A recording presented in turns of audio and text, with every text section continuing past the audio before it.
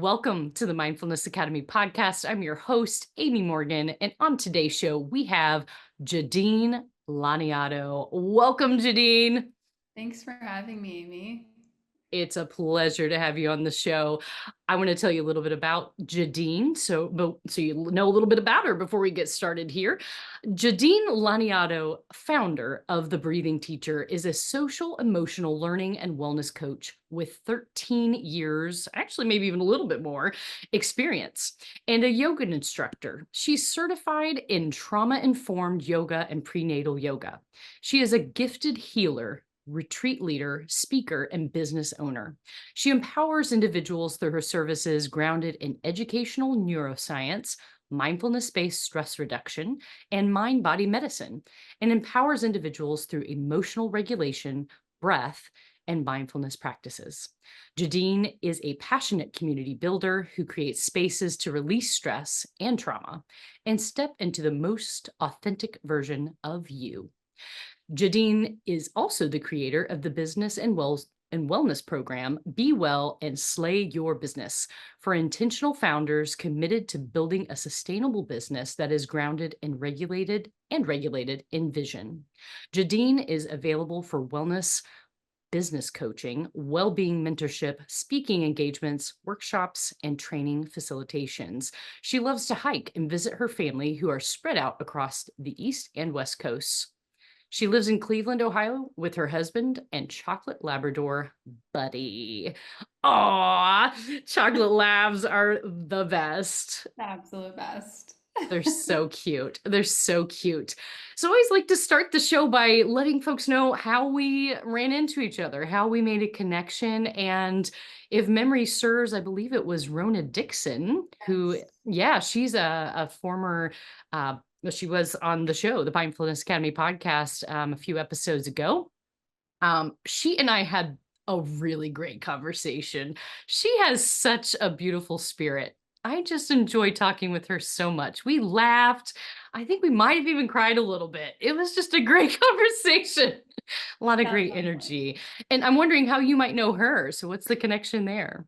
Yes, everything that you said and more. She's such a divine being, such a servant of the community, and she reached out to me. She found me my website and reached out to me via the contact form.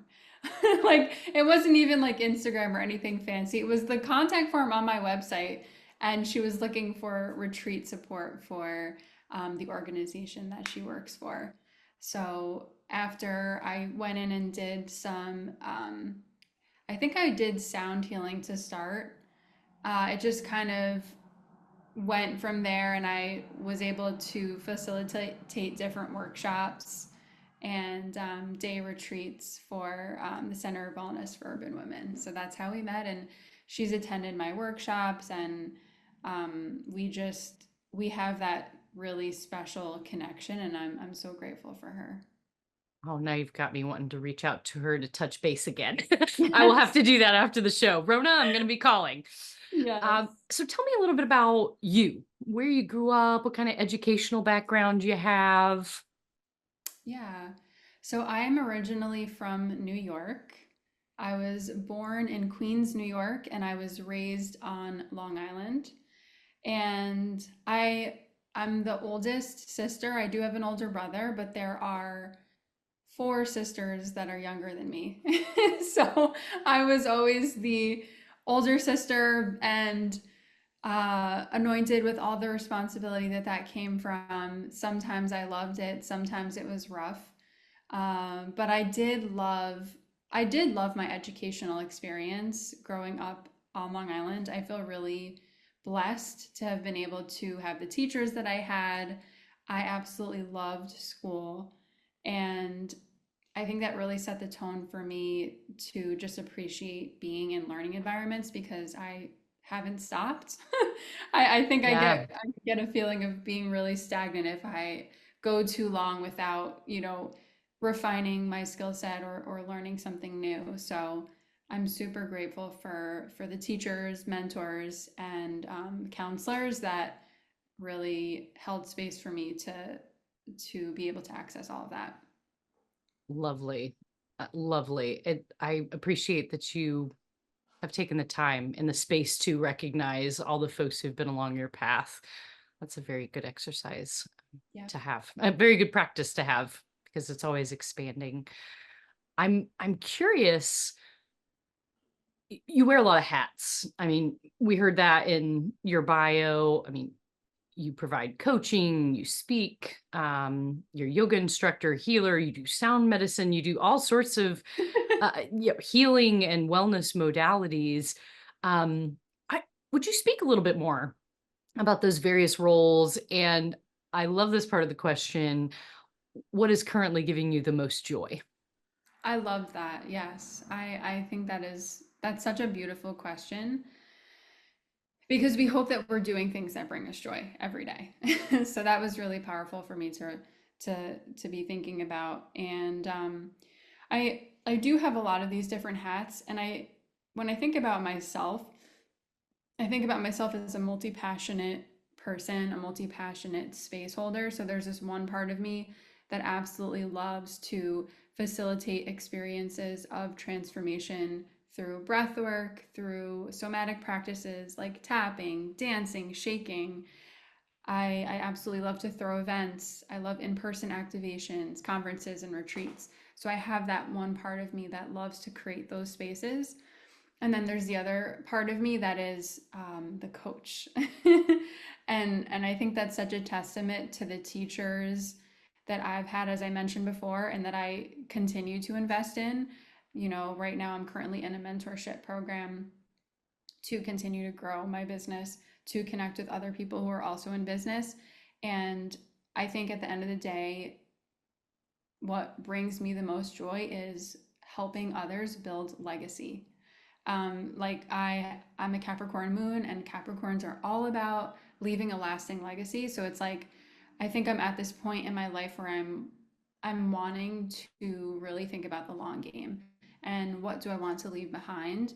And for me, what brings me so much joy is having these conversations with business owners and watching them break out of their ceiling, like break the ceiling that they have limited themselves with. And all it needed to be was a conversation on confidence, a conversation on worthiness, right? And just how those things translate into everything, the way that you show up, you know. So I would say I would say facilitating coaching spaces has been bringing me so much joy and empowerment. But then there's that other part of me, as I mentioned, who's the one that's, on the ground, facilitating the breath work, facilitating the social emotional learning. And so this Saturday, I'm taking two girls that I work with for SEL coaching on like a sensory hike. And I'm just like so excited because we're going to build SEL skills and we're going to be out of nature.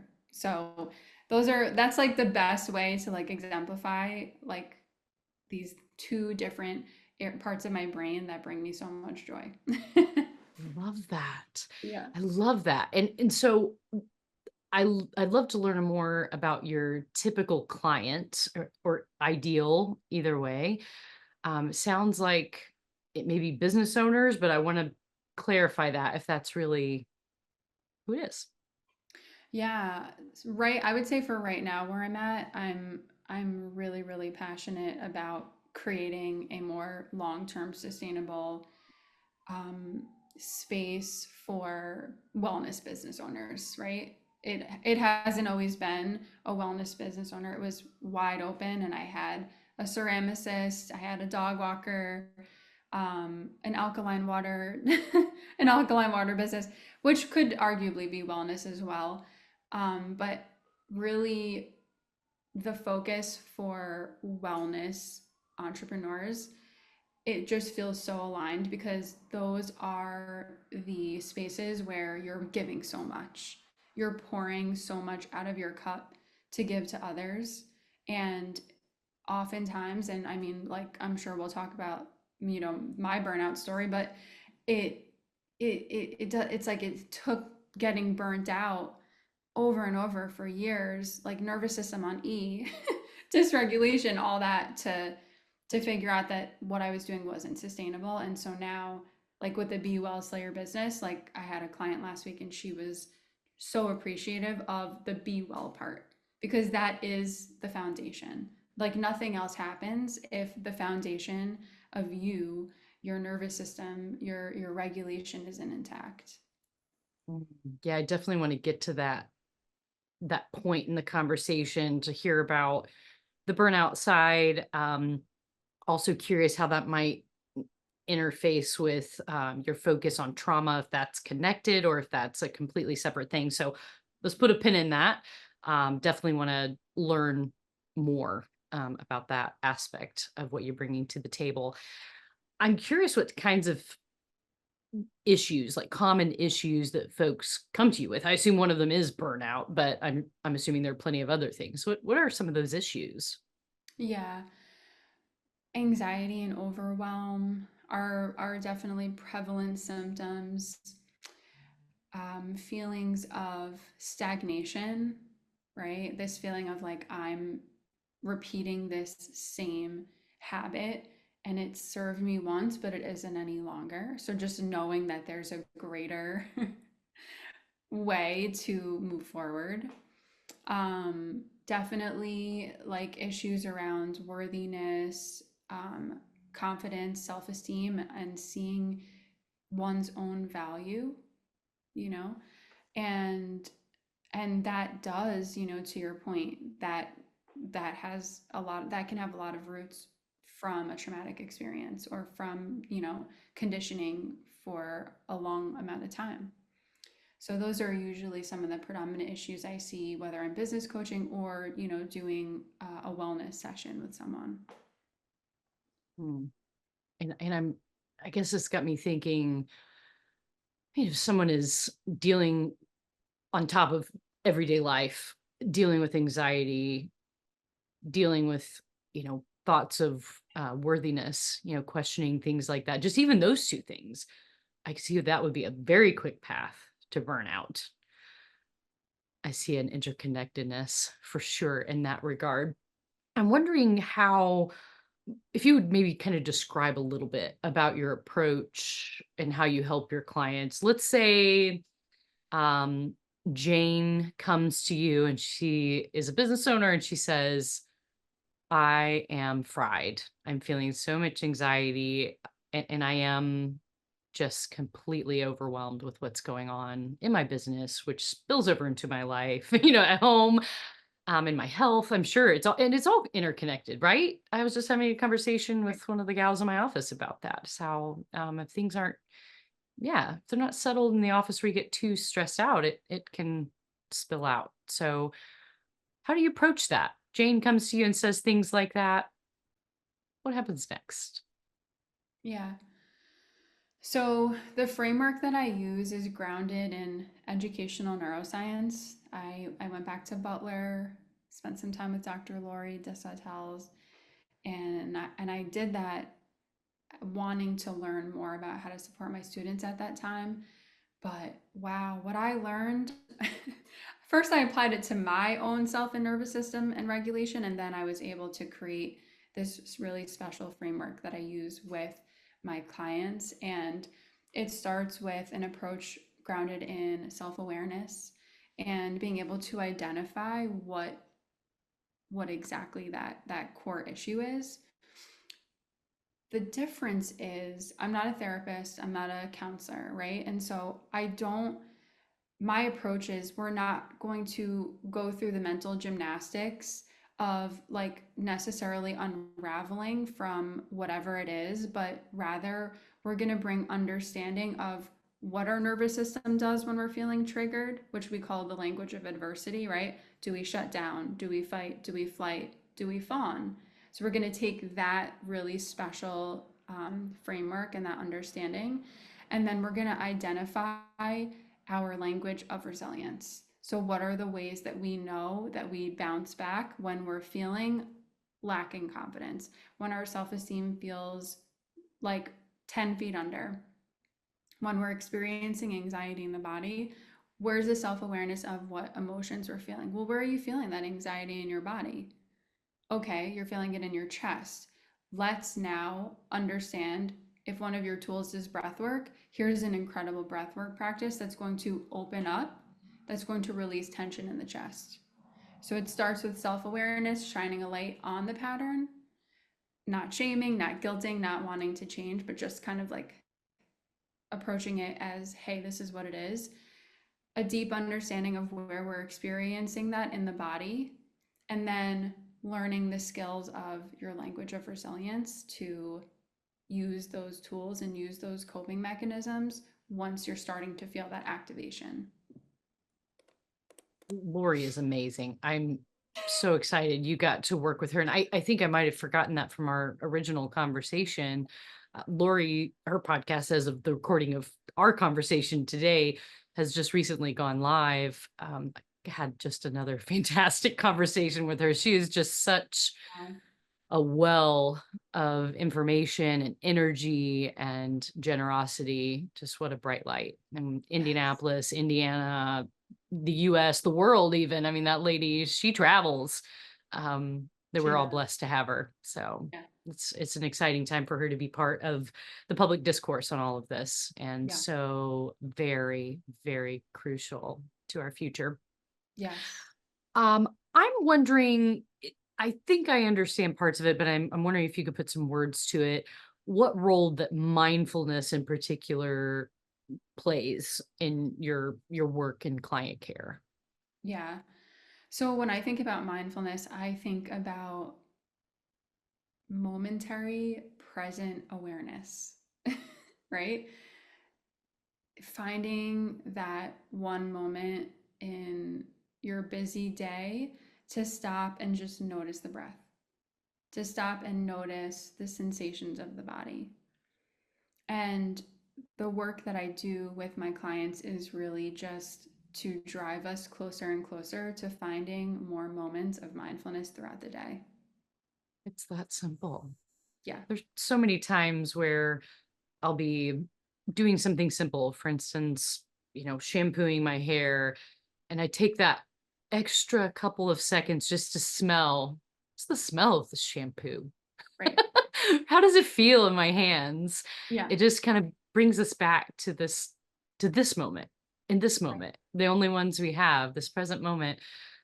And it's just a little joy. It's just a little Yeah. spark in the day to say, I was there for that. I wasn't somewhere else. I don't know about you. Even this past week, as I took a shower, as I was standing out, I kept trying to bring myself back to the present moment with little, mindfulness practices like that, even just smelling the shampoo. But I kept thinking, man, I have lived a whole nother day just in the course of this 5-minute shower. The brain can go so many other places in such a short period of time. And I was aware of it. Mindfulness training has helped me with that, but still amazing how many different places the mind can go in such a short period of time. So, Right. but that's a great practice. And you might have just answered this in your previous response, but for the record, I would love to know what your definition of mindfulness is, just in layman's terms. How would you describe it? Yeah, I would say it's awareness of the present moment. And another thing I also want to say is like, we have these moments of like pleasure and bliss and we want to bring our awareness to them so they don't just fly away, but what a skill it is too to be in traffic, to be waiting in line and then bring that same present awareness to that situation as well, right? Because the more you can kind of linger in that place of discomfort, but with the awareness, then you're building that skill even deeper. But it's hard. It is hard to be standing in a line and not thinking about all the other places you can be. But it's like I have this background on my phone right now, and it says "Be where your feet are." So I'd say that's where I'm gonna make that my definition. Be where your feet are. I'm gonna show it. Yes, do it. Be where your feet are. It's amazing. That's my definition of mindfulness today. Well, we've not heard that on the show yet, so that's your own unique definition, and I love it. Let's talk a little bit about your journey to mindfulness. I get a very strong sense that this is not a short path. This is a long path. You have a quality of stillness about you and calmness in your voice and your presence that is lovely. And that doesn't come overnight, right? You don't go from being somebody who is honking at an intersection like a madwoman to the kind of calm that you are. So let's be honest. I know. Um, so what's that journey been like for you? And you can take this in, I am assuming, a lot of different directions, but I'm going to let you take the proverbial wheel. Don't honk the horn, but just tell us what it's all I about. won't. That's so funny. Well, thank you. And I do receive that feedback often that I have a really calming voice. And I mean, I love framing it in that way that it has been such a journey and it continues to be one. And this is total imperfection, as we all are. But I think when it comes to mindfulness, there is a specific point where I recognize that I'm going to speak about yoga because that's really like, I think, the start of all this for me. There was a point when I was a really burnt out first year teacher in New York City, and I would watch the sun set from my classroom, and I would grade, and I would have lunch with my kids, and I was their counselor, and I was their everything. I was everything to everyone and no one to myself. And my body was having all kinds of different breakouts and wild symptoms. And it was really that my nervous system was on overdrive and I wasn't taking care of myself. Like, there was nowhere in my grad school curriculum that I was attending after I would teach a full day, that we talked about sustainable self-care practices for adults, for teachers. So a lot of this, Just you're like, yeah, such a problem. And so I had to find out the hard way. I had to find out via a hospital visit. I had to find out via dehydration, fatigue, that what I was doing was not working any longer and that something needed to change.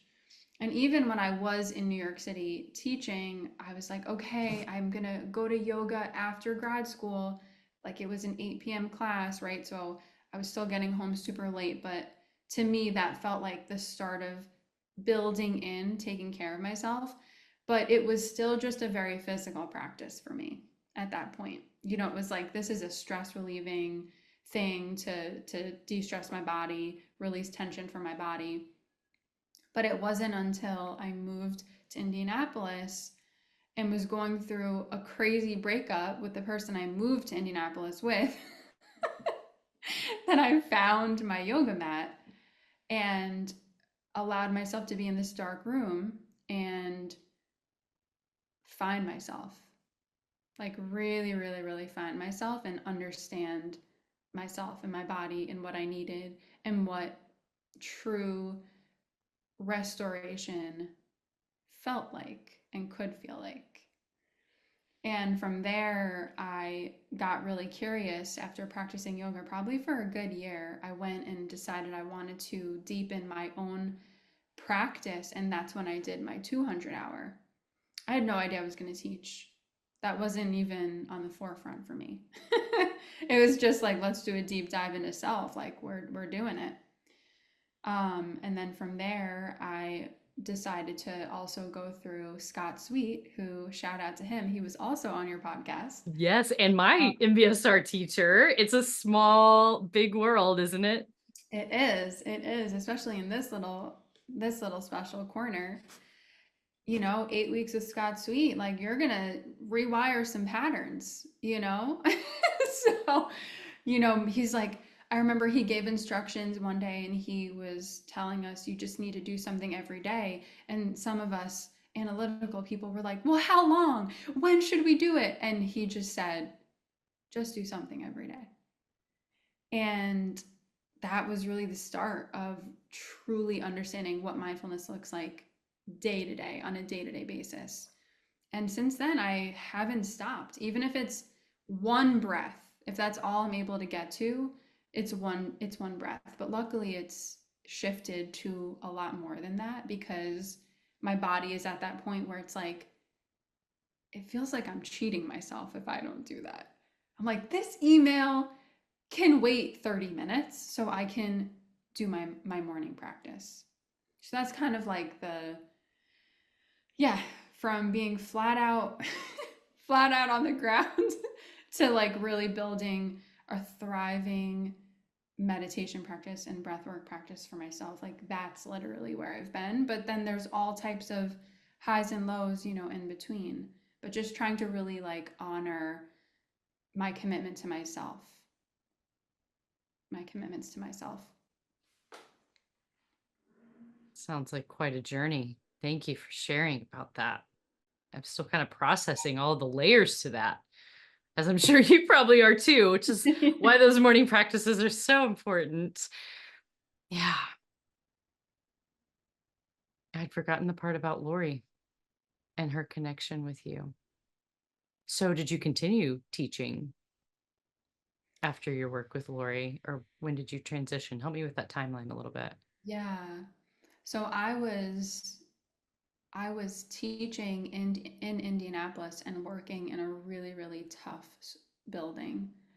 And at this point, I was teaching special education. That's my background.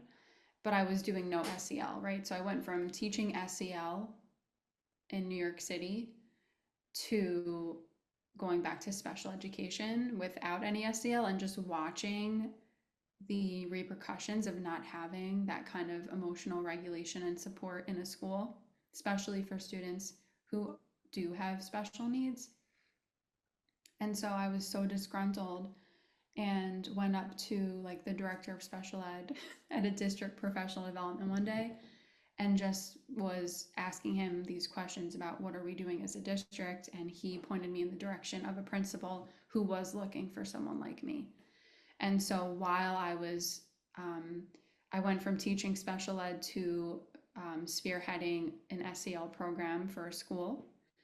And, I realized that I needed more support. The SEL training that I took, 4 years ago was not completely up to date. It wasn't the level of depth that I was desiring, and that I knew the educational neuroscience was going to fill that gap. And so while I was, spearheading this program at the school, I was going to night classes. And fast forward 2 years later, COVID happened, and I actually transitioned to be a district SEL coach because I felt like I was hitting that impact ceiling, and what we were doing was working. And so I had this desire to bring it to teachers, to students, and to families. So that's kind of how that trickled that way. That's also its own journey right there. I Yeah. see how that's transpired for you too. And something you say kind of triggered this memory. You'd mentioned earlier in our conversation here that um, as you're working with Lori, you learned how to self-regulate. That was kind of the first item of business. And I remember when I spoke with Lori, she was very clear about that. That the first step is for the administrators, the teachers, the parents also to self-regulate, to learn that. That is of utmost importance, not just for their own well-being, but also, of course, as a modeling mechanism for the children. And this is a conversation that I have often with folks, and I'm curious if you have any insights around it. Um, but when life is so incredibly full, when it's so incredibly full, I'm wondering how you might coach folks to do what you just mentioned moments ago. Let that email go for a half an hour and take care of the self. When things are pulling, there are dings and bells and emails coming through and people knocking at the door. It feels like it's really hard to turn off sometimes, even at 6 in the morning, honestly, until sometimes 10, 11, 12 at night. How do we carve that space out for ourselves? What are some kind of maybe some I don't know if it's necessarily a mantra or just maybe some guiding principles that might help us put ourselves in that first spot, our own mask. You got to get our own mask on first. Yeah. Why is that so hard and what are ways that we can help navigate that? Yeah. I mean, this is the biggest pushback that I received while I was in this role as a district coach. I And bet. I mean, this is like the story of our lives. Like, we have so much to do, we have so much to teach, we have to hit these standards, we have this, we have this. And so, my big question was like, but how are you showing up to do all of these things? So, I think I think the first guiding principle is really just about commitment and devotion to self, because that is the greatest confidence builder, that is the greatest transformation that we can make, and really the only one that we have control over. So, if we apply our commitment and our devotion to ourselves, what would that look like? That would look like ensuring that we're building in time to just sit in stillness, because that stillness is going to create change in the brain. And then when we create change, that's what ends up creating healing. That's what ends up creating transformation, right? So we're not breathing to heal, but we're breathing to create a change in a pattern, to create a disruption in what we're doing every day. Because if what we were doing every day was working, then we probably wouldn't be complaining. But we must be missing something if, we're just burnout city, like all these statistics that we're seeing around mental health and burnout across the board, across schools, across medical professionals, you know, across marketing firms. Like, there's just a wild amount of burnout and dysregulation.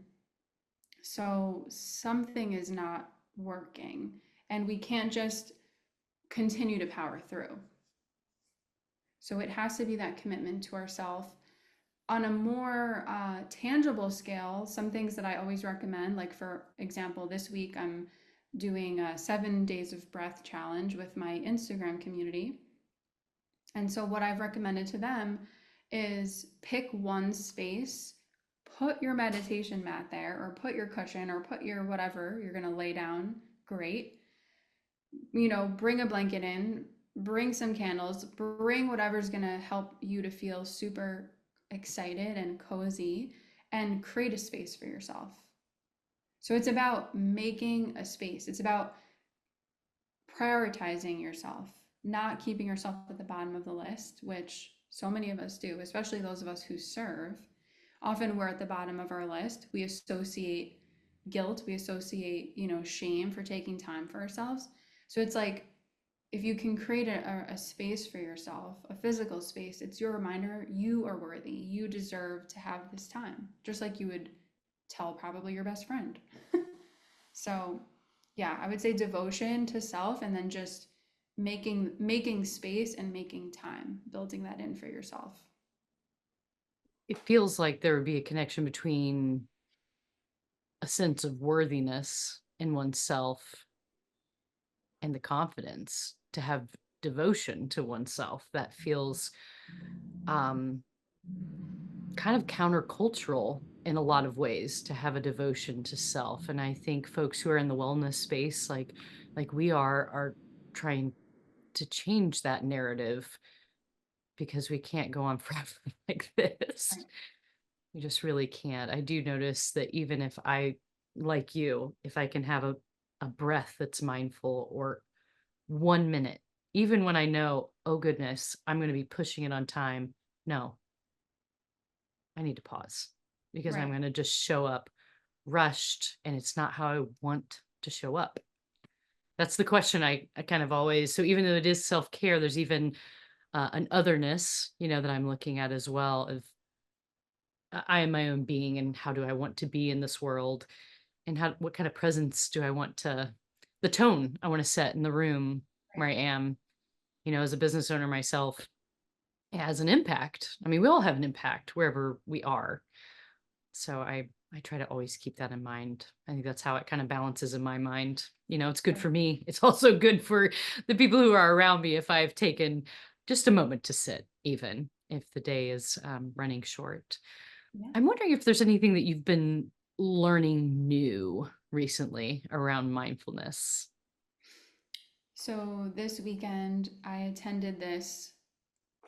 It wasn't called a live stream, it was a heart stream by Dr. Joe Dispenza. And I need to get to one of his retreats. Like, that's basically my takeaway. But he was setting us up for a meditation that he was streaming for his retreat guests, but he opened it up to everyone. And he was basically describing that our bodies are these like protein making machines. And we're really good, our cells are really good at doing things that are just naturally good for our bodies.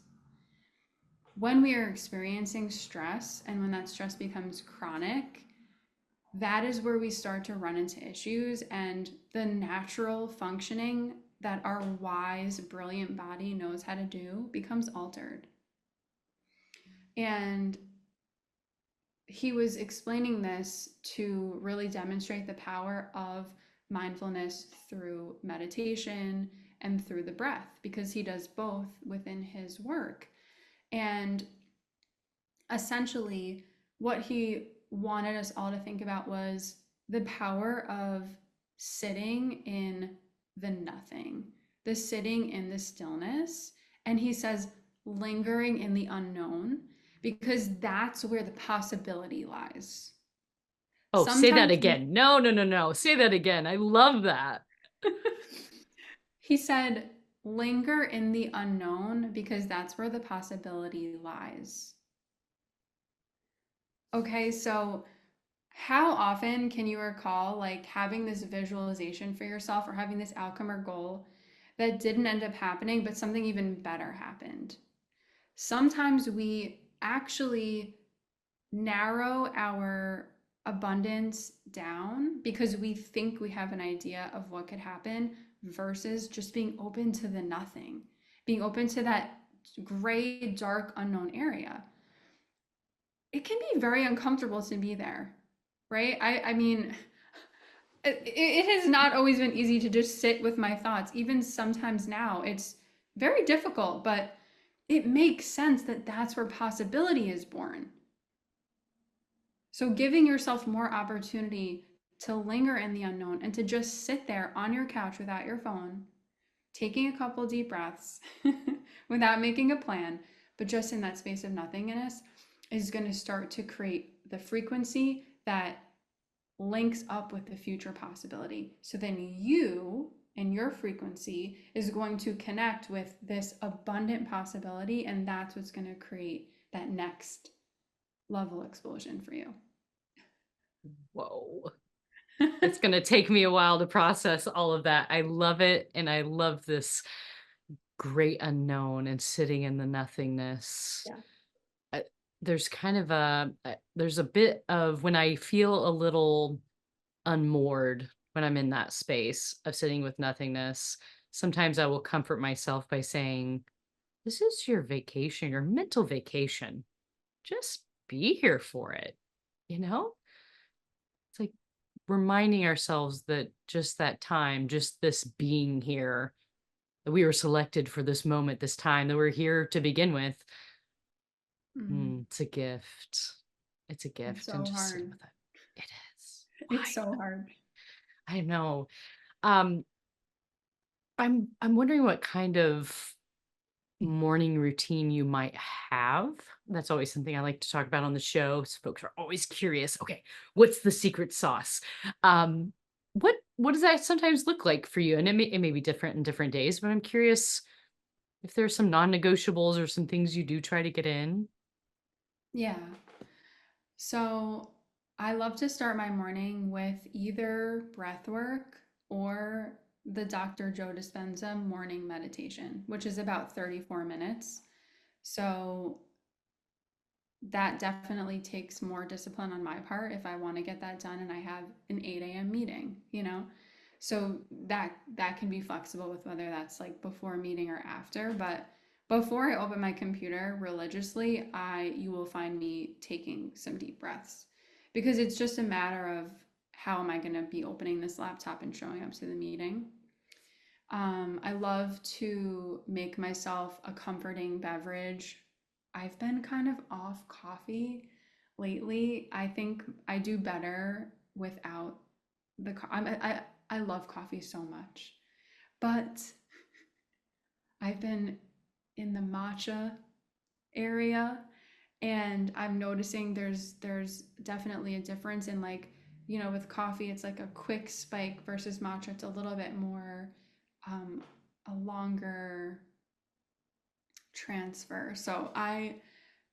Or it could just be a cup of herbal tea, but just creating a drink for myself. One of the reasons I loved coffee was for the ritual of it. So now I have that with matcha or with my herbal tea. And I'll usually shower before I teach or before I'm doing whatever. And then I have a really wonderful skincare routine.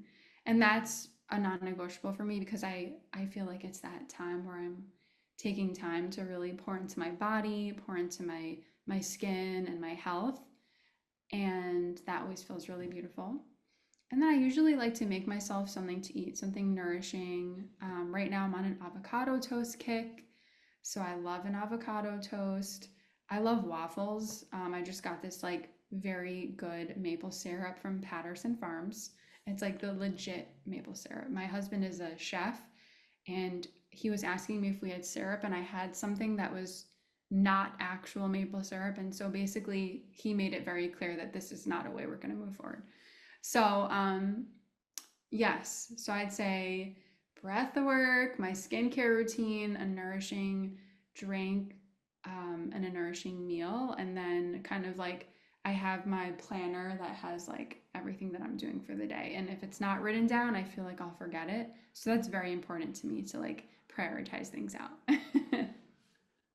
You've mentioned several times this husband fellow, right? Now there's this husband fellow who is a recent addition of Yes. that title of husband.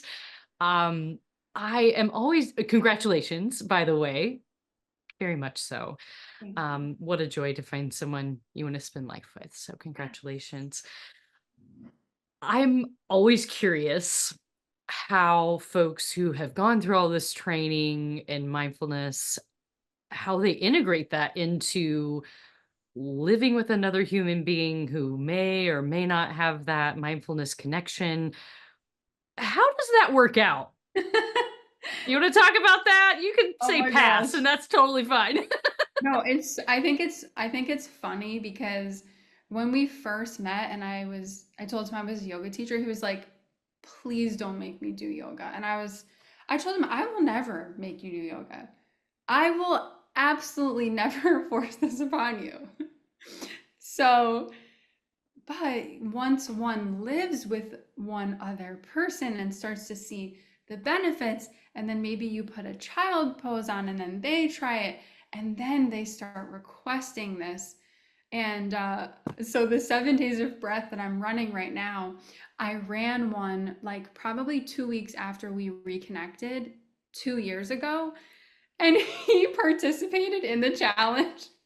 Like he would repost him every day doing the breath work. And I was like, this is great. Like I never asked him to do it. He just tapped into it himself. And on our honeymoon, I will tell you this to just show you the transformation. At his request on our honeymoon is that we go to the pool, relax, and do breath work and meditation. And that's what we did. Every day we did a different form of breath work and meditation together, his request. So I don't know. You tell me, did it work? It sounds like it's working beautifully. So congratulations there as well. So we talked about your non-negotiables, your morning routine, which may include Joe how I'm saying that wrong. Joe Dispenza. Dispenza, yes. Joe Dispenza's meditation, a Mhm. recorded meditation, and Yep. some breath work for yourself, and a whole bunch of other little things and bigger things that really set the tone for your day. I'm wondering if there is a favorite mindfulness practice that you would be willing to lead us in here on the Mindfulness Academy podcast. I would love to. Uh, so soft belly breath for me, it's one of the first and foundational practices that I learned. And boy, was I clenching my belly for so long subconsciously. I mean, even just now, I'm like, okay, it's okay, you know? So I would love to take everyone through this soft belly breath practice. And the important thing to know is that it comes back to the mindfulness and the awareness of our body and just understanding that it's okay if you have been a subconscious clencher or clinger, but maybe today is the day where you just start to bring awareness of what's happening, and we're gonna go ahead and soften that entire area through the breath. Okay, here Okay. we go. Okay. So let's go ahead and get nice and tall here. I like to recommend making sure that the feet can touch the ground. And the spine should be in a straight, alert, but relaxed way. And see if you can roll the shoulders down and back just a little more.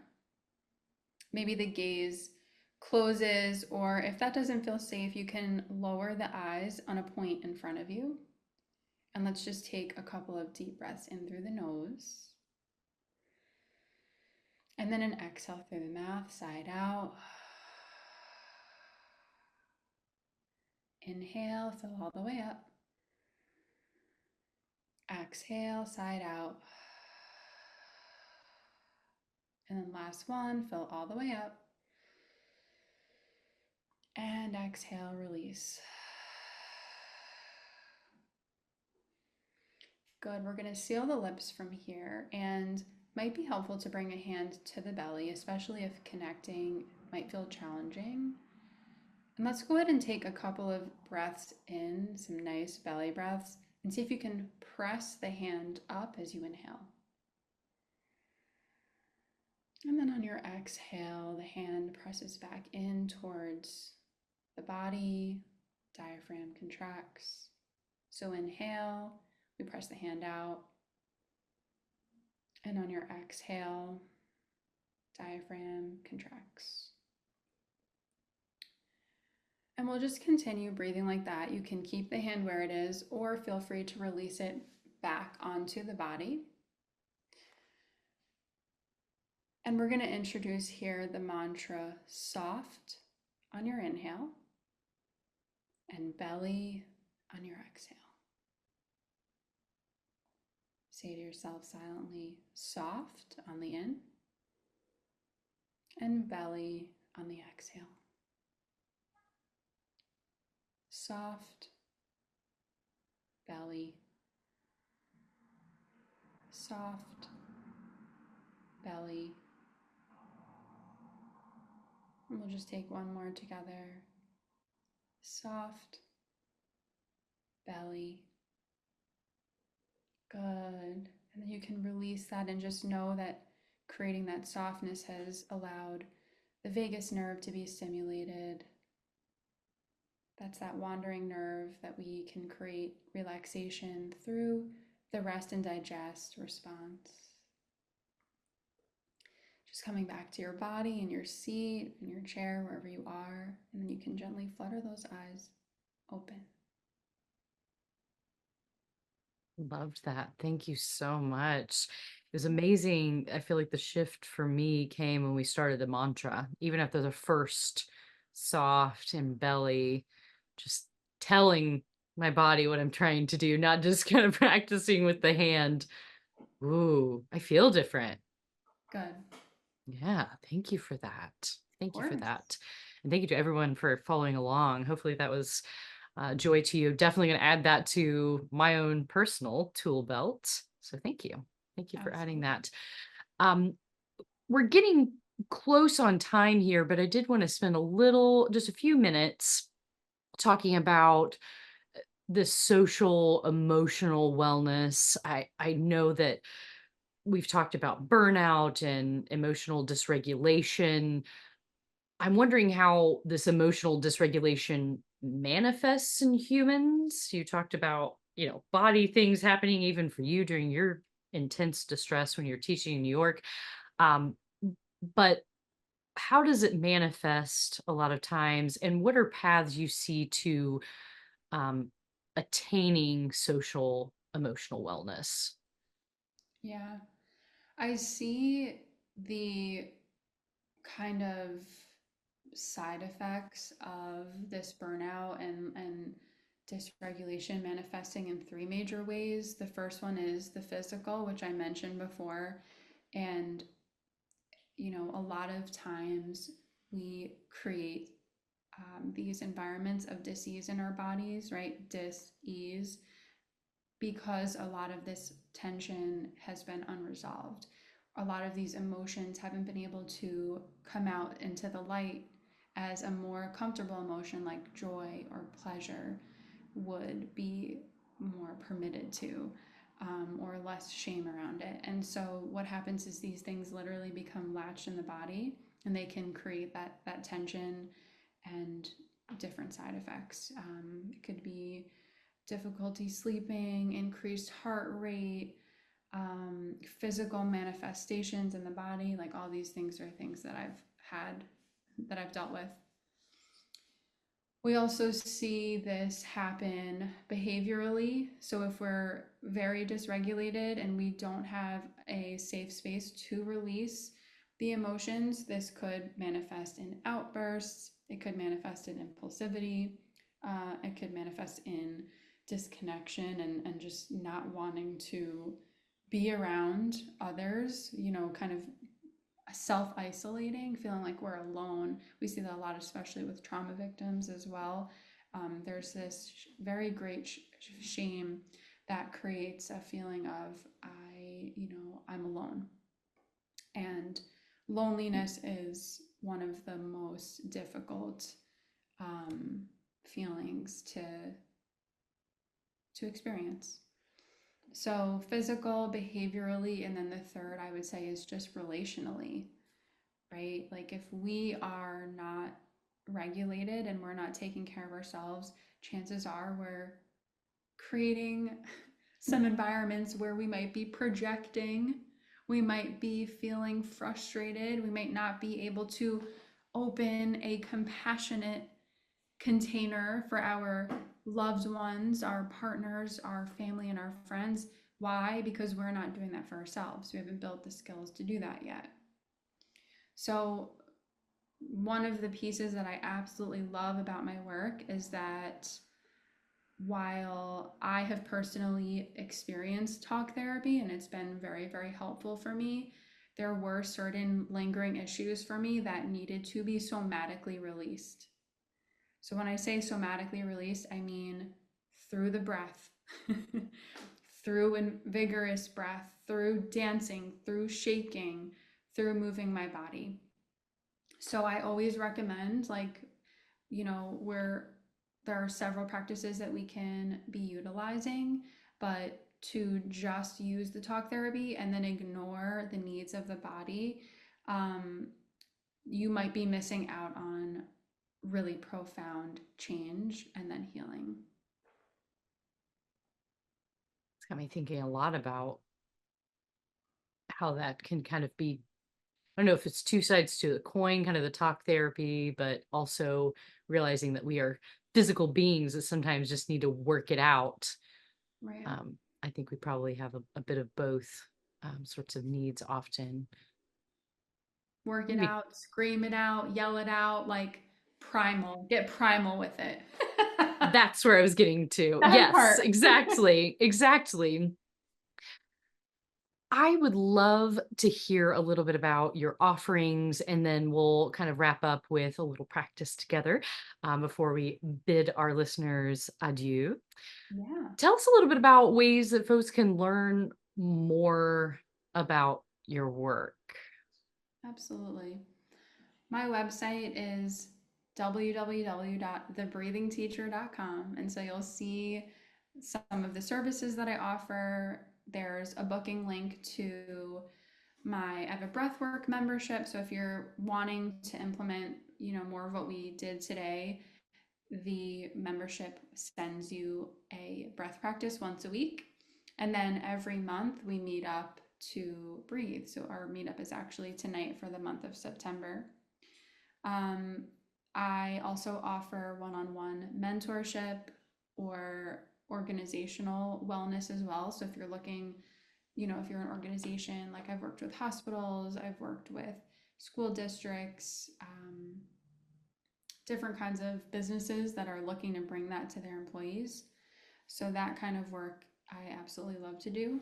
And then of course the wellness business coaching. If you are a wellness business owner and you're feeling stuck, you're looking for that kind of next level up and how to support yourself in a sustainable way, I would love to offer support to you that way as well.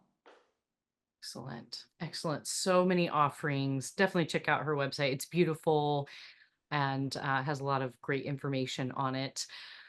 As we come to a close, I would like to invite you to practice the mindfulness or the glowy daily reflection practice, which is a practice that I developed and included in my first book, The Chaos Antidote, A Fable About Mindfulness, as well as it is also included in the companion workbook to The Chaos Antidote. And it is an acronym. The G stands for grateful, something you're grateful for. So just really getting in tune with what that is. The L is for lift up, something or someone that might need attention or resources. O is for observe, something you observe right in this moment. The W is for wholesome intention. And I'll lead you through it as we go, so you don't have to remember it all.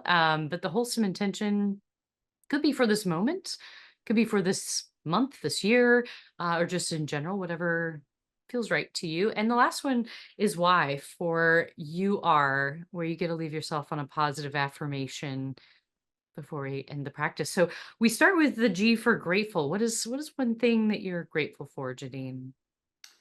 I am grateful for conversation, uplifting conversation. Excellent. What is something or someone that you would like to lift up?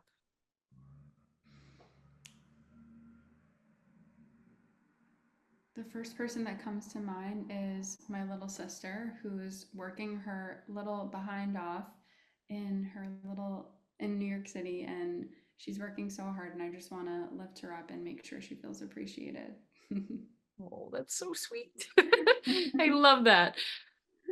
What is something you observe, either internally or externally, whatever feels right to you? I'm observing this feeling of my heart feeling flowing and wide open, and just so grateful and honored to be here with you. Make me cry. I'm observing, I'm tearing up a little bit. That's so sweet. What is your wholesome intention? And again, you can make of that what you will. I think it comes back to legacy. My intention for the end of this year and into next year is to build a sustainable legacy for my community and for my family. Love that full circle. So great. And to wrap it up, the why is for you are. So you get it. You can give yourself a little hug if that feels right, but just Jadine, you are. You are loved. Goosebumps. I love that. It has been such a joy, Jadine. You have such a beautiful spirit and a heart for giving back. And I love this legacy that you're building. I cannot wait to keep seeing it blossom and this path that moves out in front of you. Thank you so much for spending the time enlightening us about your path and where you've been that is so relatable to so many folks. And yeah, thank you for the work that you do. Thank you for the work you do, Amy, and thank you so much for having me. Thank you. From my heart to yours, may you live with ease. This is your host, Amy Morgan, signing off. Today's podcast is sponsored by Good Aim Communications. Good Aim Communications is a full-service marketing agency located in Indianapolis. If you'd like to learn more, visit goodaimcommunications.com.